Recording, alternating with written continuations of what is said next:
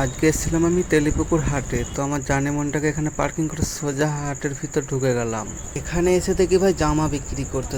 তো আমার জামার প্রয়োজন ছিল না, তাই আমি হাটটা ঘুরবো। তারপরে এখানে নাইটি চুড়িদার সব কিছুই আছে। তারপরে এক দাদাকে জিজ্ঞাসা করলাম এখানে কুর্তির দাম কি আছে। তো দাদা 140 থেকে শুরু বললো। দেন একটু আগেই দেখি এখানে মেয়েদের সাজা গজা জিনিস ছিল। এগুলো ভাই আমাদের জন্য নয়, আমার গার্লফ্রেন্ড ছিল না, আমি ওখানে কিছু নিলাম না। হাটটা ভাই দেখার মতো ছিল। তো এই হাটে কে কে আসো কমেন্টে অবশ্যই জানাবে। এখানে অল্প দামে জামাগুলো খুব সুন্দর সুন্দর ছিল। ও মাসি, এই জামাগুলো কত দাম আছে? দামটা ভাই খুব অল্প ছিল, কিন্তু আমি নেবো না। আমায় দেখে এই দিদিরা এখানে মুচকি হেসে দিল।